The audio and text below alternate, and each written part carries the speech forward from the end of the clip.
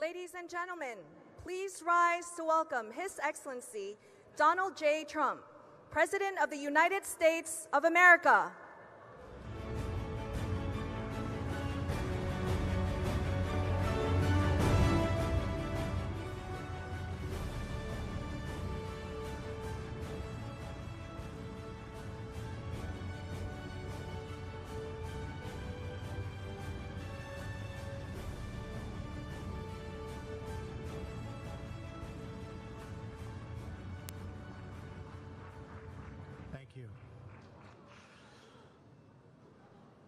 What an honor it is to be here in Vietnam, in the very heart of the Indo-Pacific, to address the people and business leaders of this region.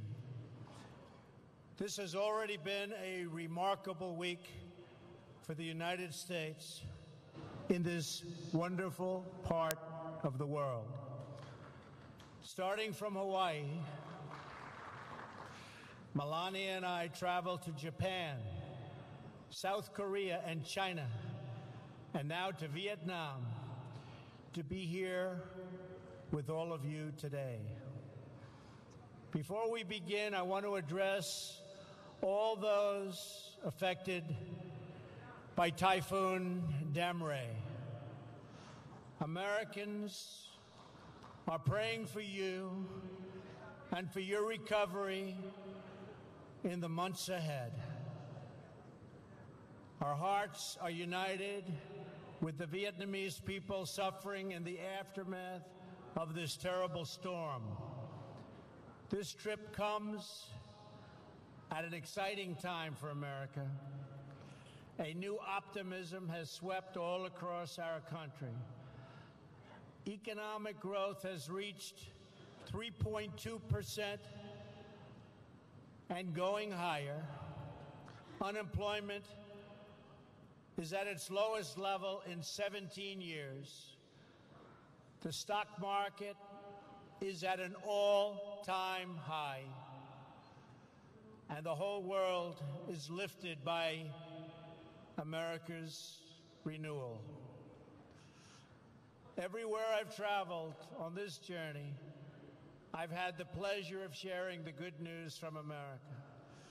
But even more, I've had the honor of sharing our vision for a free and open Indo-Pacific, a place where sovereign and independent nations with diverse cultures and many different dreams can prosper side by side and thrive in freedom and in peace. I am so thrilled to be here today at APEC because this organization was founded to help achieve that very purpose.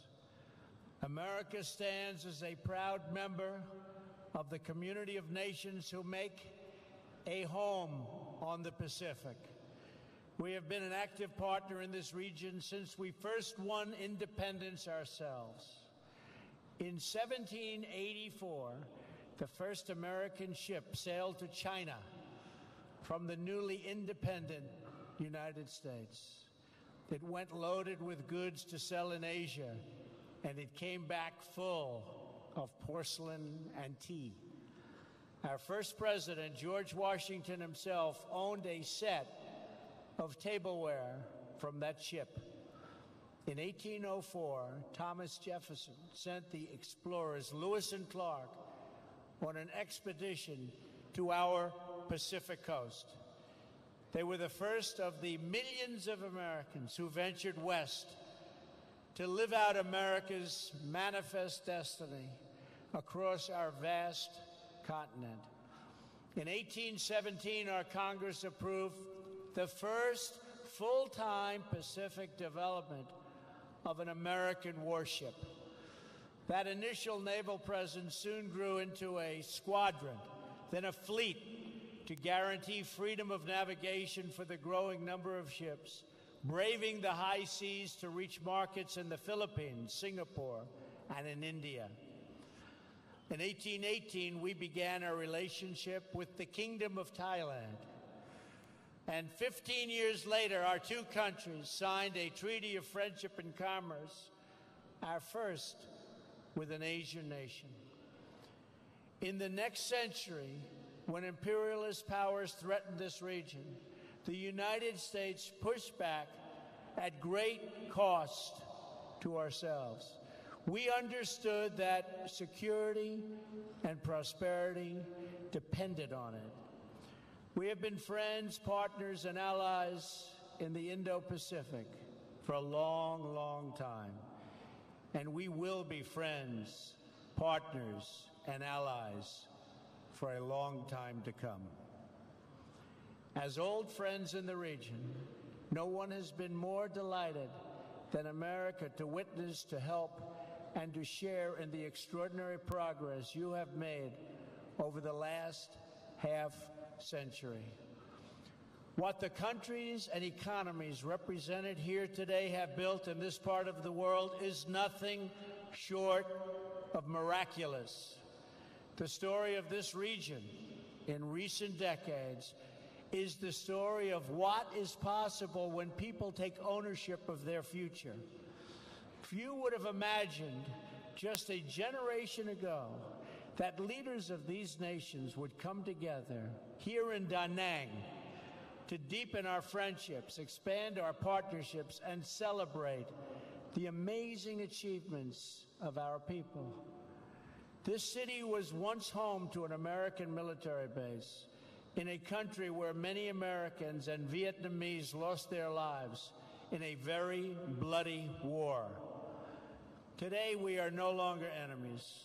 We are friends. And this port city is bustling with ships from all around the world. Engineering marvels like the Dragon Bridge welcome the millions who come to visit Da Nang's stunning beaches, shining lights, and ancient charms.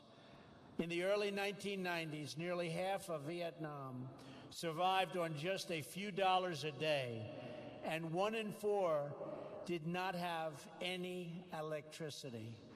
Today, an opening Vietnamese economy is one of the fastest growing economies on earth. It has already increased more than 30 times over, and the Vietnamese students rank among the best students in the world.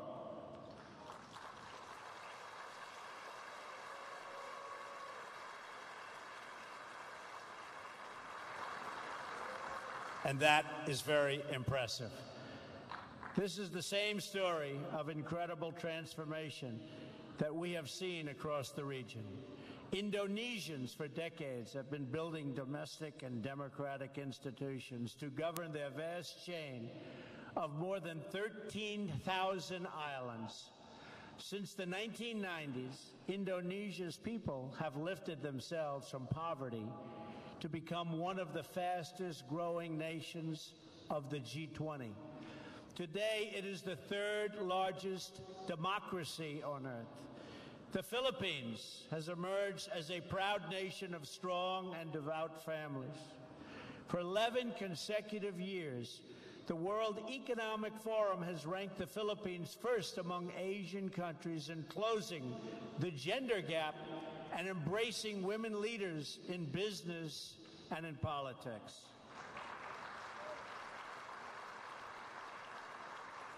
The Kingdom of Thailand has become an upper middle income country in less than a generation. Its majestic capital of Bangkok is now the most visited city on earth. And that is very impressive. Not too many people here from Thailand.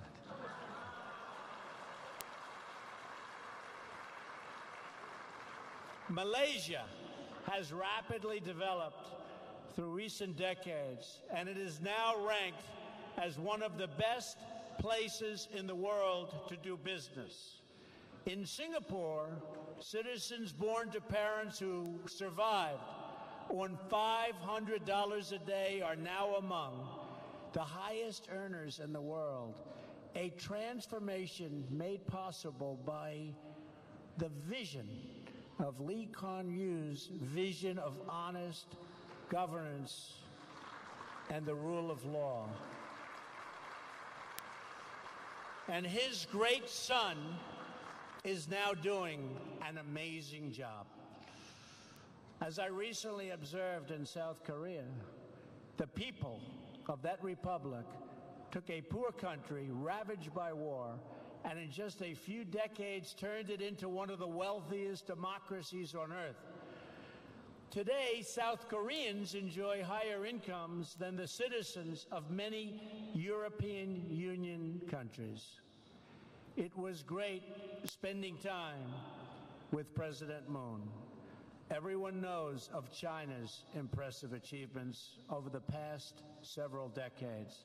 During this period, and it was a period of great market reforms, large parts of China experienced rapid economic growth. Jobs boomed, and more than 800 million citizens rose out of poverty. I just left China this morning and had a really productive meeting and a wonderful time with our gracious host, President Xi.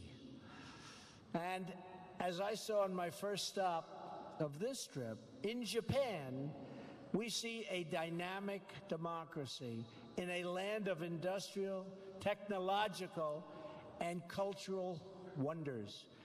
In fewer than 60 years, that island nation has produced 24 Nobel Prize winners for achievements in physics, chemistry, medicine, literature, and the promotion of peace.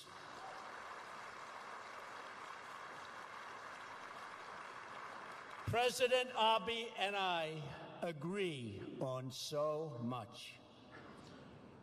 In the broader region, countries outside of APEC are also making great strides in this new chapter for the Indo-Pacific. India is celebrating the 70th anniversary of its independence. It is a sovereign democracy, as well as, think of this, over 1 billion people. It's the largest democracy in the world. Since India opened its economy, it has achieved astounding growth and a new world of opportunity for its expanding middle class. And Prime Minister Modi has been working to bring that vast country and all of its people together as one. And he is working at it very, very successfully indeed. As we can see in more and more places throughout this region, citizens of sovereign and independent nations have taken greater control of their destinies and unlocked the potential of their people. They pursued vision of justice and accountability, promoted private property and the rule of law, and embraced systems that value hard work and individual enterprise. They built businesses. They built cities. They built entire countries from the ground up. Many of you in this room have taken part in these great uplifting national projects of building.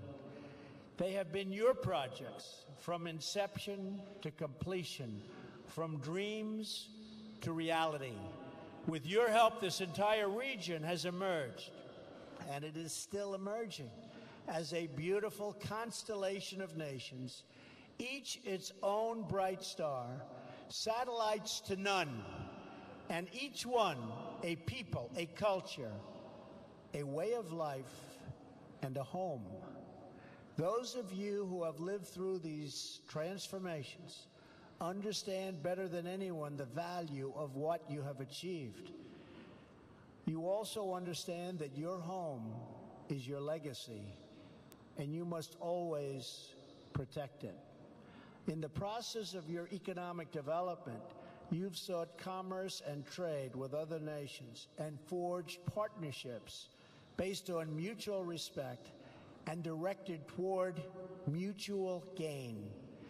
Today, I am here to offer renewed partnership with America to work together to strengthen the bonds of friendship and commerce between all of the nations of the Indo-Pacific, and together to promote our prosperity and security. At the core of this partnership, we seek robust trade relationships rooted in the principles of fairness and reciprocity. When the United States enters into a trading relationship with other countries or other peoples, we will, from now on, expect that our partners will faithfully follow the rules just like we do.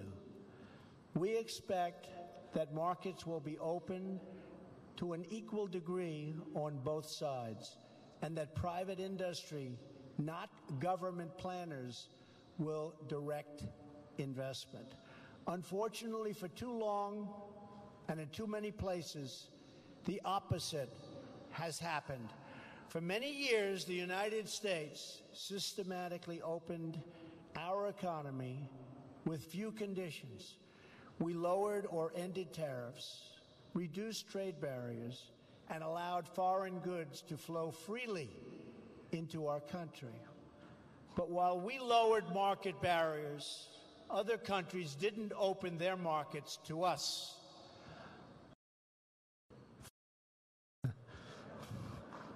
They must have been one of the beneficiaries. What country do you come from, sir? Countries were embraced by the World Trade Organization, even if they did not abide by its stated principles. Simply put, we have not been treated fairly by the World Trade Organization. Organizations like the WTO can only function properly when all members follow the rules and respect the sovereign rights of every member. We cannot achieve open markets if we do not ensure fair market access. In the end, unfair trade undermines us all. The United States promoted private enterprise, innovation, and industry. Other countries use government-run industrial planning and state-owned enterprises. We adhere to WTO principles on protecting intellectual property and ensuring fair and equal market access. They engaged in product dumping, subsidized goods, currency manipulation, and predatory industrial policies. They ignored the rules to gain advantage over those who followed the rules, causing enormous distortions in commerce and threatening the foundations of international trade itself. Such practices, along with our collective failure to respond to them, hurt many people in our country and also in other countries. Jobs, factories, and industries were stripped out of the United States and out of many countries in addition. And many opportunities for mutually beneficial investments were lost because people could not trust the system. We can no longer tolerate these chronic trade abuses, and we will not tolerate them. Despite years of broken promises, we were told that someday soon everyone would behave fairly and responsibly.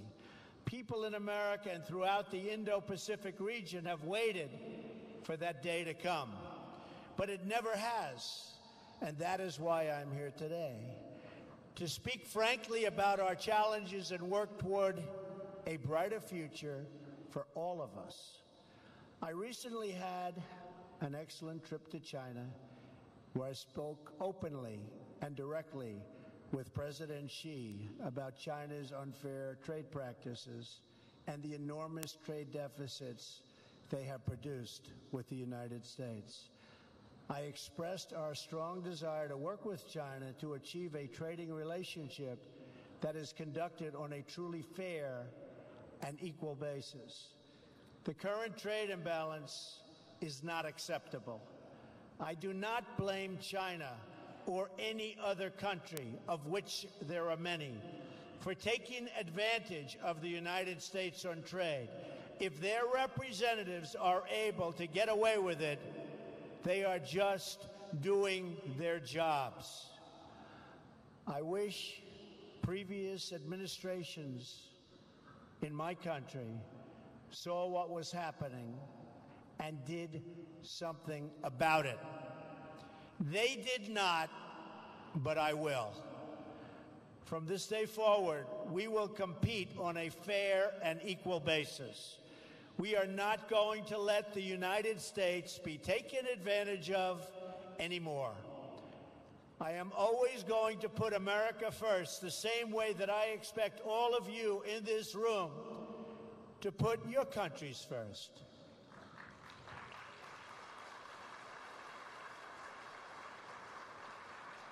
The United States is prepared to work with each of the leaders in this room today to achieve mutually beneficial commerce that is in the interests of both your countries and mine.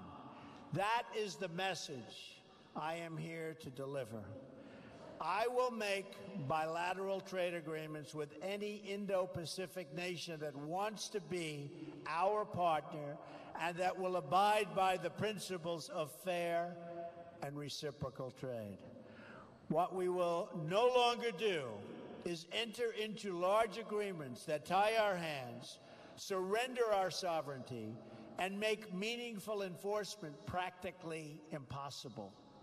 Instead, we will deal on a basis of mutual respect and mutual benefit. We will respect your independence and your sovereignty.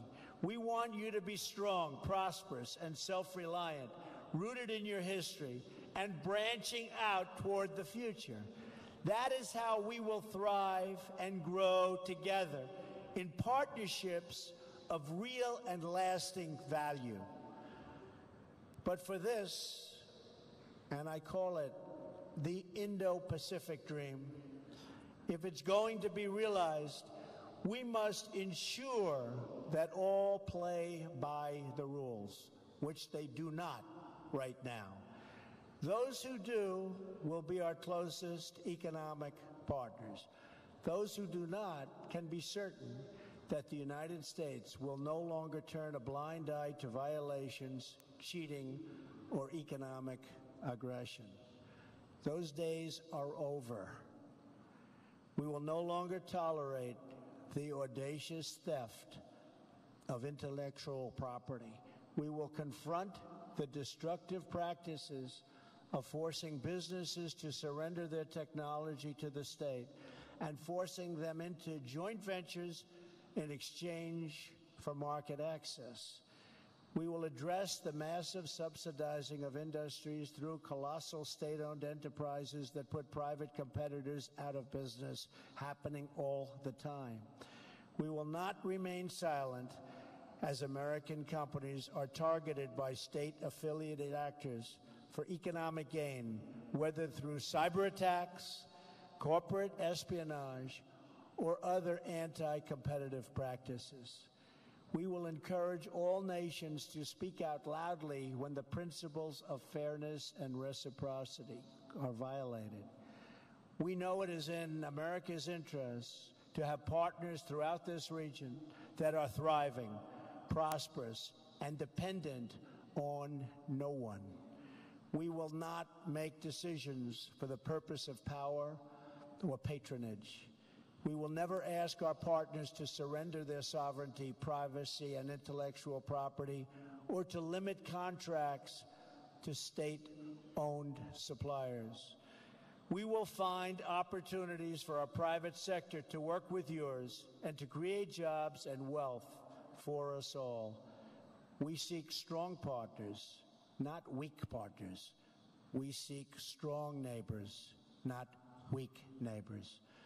Above all, we seek friendship, and we don't dream of domination.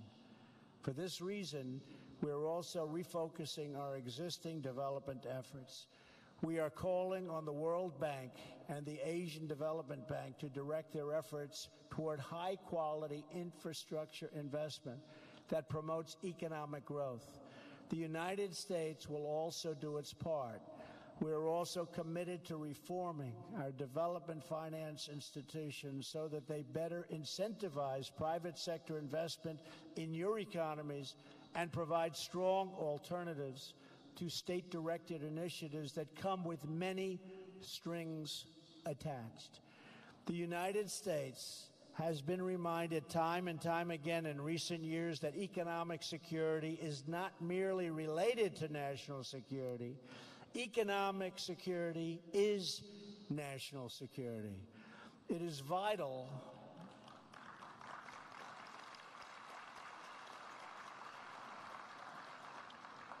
to our national strength. We also know that we will not have lasting prosperity if we do not confront grave threats to security, sovereignty, and stability facing our world today. Earlier this week, I addressed the National Assembly in Seoul, South Korea, and urged every responsible nation to stand united in declaring that every single step the North Korean regime takes toward more weapons is a step it takes into greater and greater danger. The future of this region and its beautiful people must not be held hostage to a dictator's twisted fantasies of violent conquest and nuclear blackmail. In addition, we must uphold principles that have benefited all of us, like respect for the rule of law, individual rights, and freedom of navigation and overflight, including open shipping lanes. Three principles, and these principles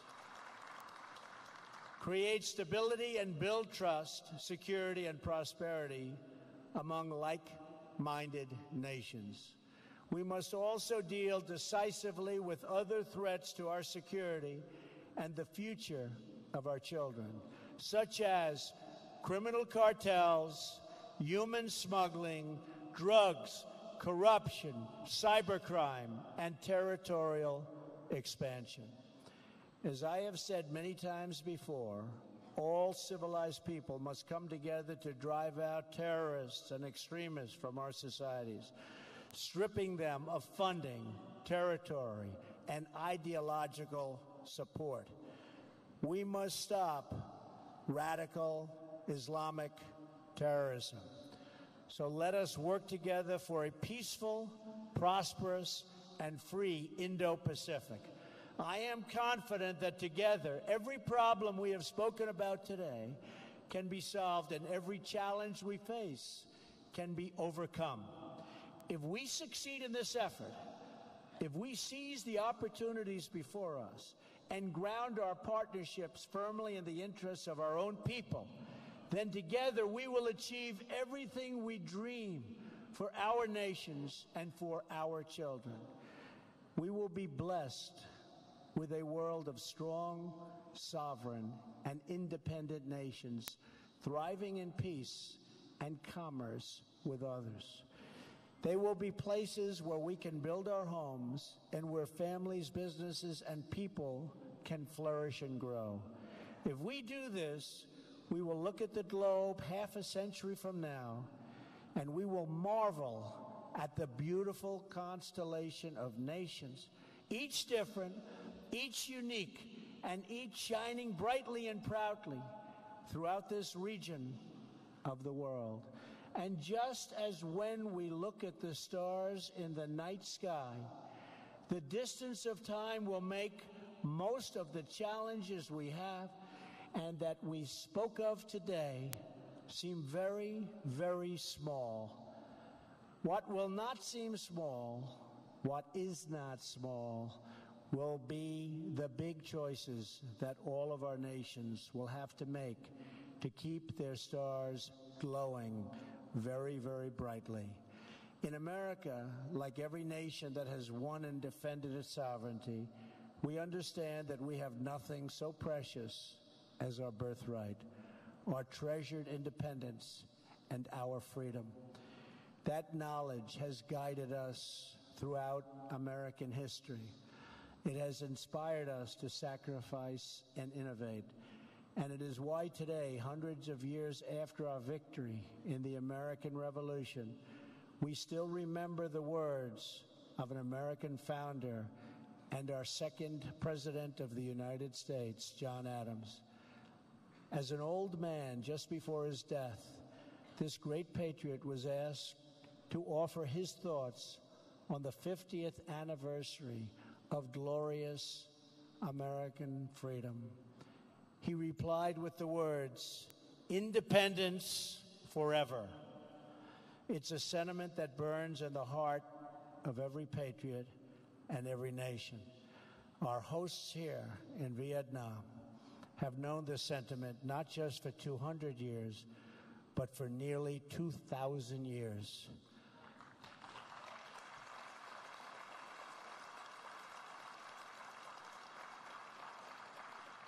It was around 40 AD when two Vietnamese sisters, the Trung sisters, first awakened the spirit of the people of this land. It was then that, for the first time, the people of Vietnam stood for your independence and your pride. Today, the patriots and heroes of our histories hold the answers to the great questions of our future and our time. They remind us of who we are and what we are called to do.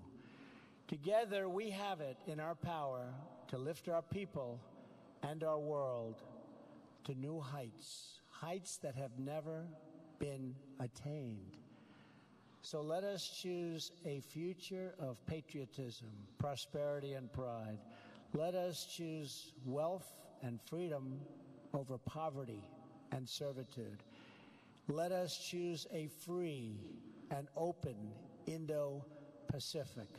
Finally, let us never forget, the world has many places, many dreams, and many roads. But in all of the world, there is no place like home. And so, for family, for country, for freedom, for history, and for the glory of God, protect your home, defend your home, and love your home today and for all time. Thank you. God bless you. God bless the Pacific region.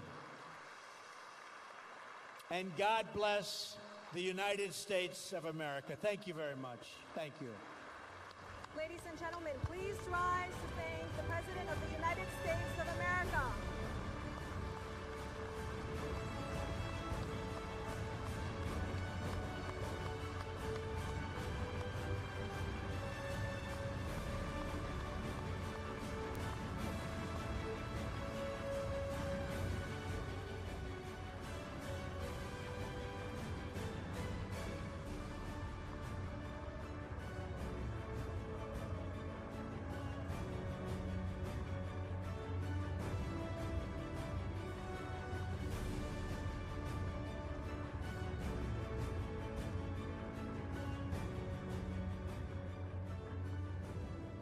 Thank you very much. Ladies and gentlemen, we ask that you please stay in your seat for the summit keynote address by the President of the People's Republic of China. Thank you very much.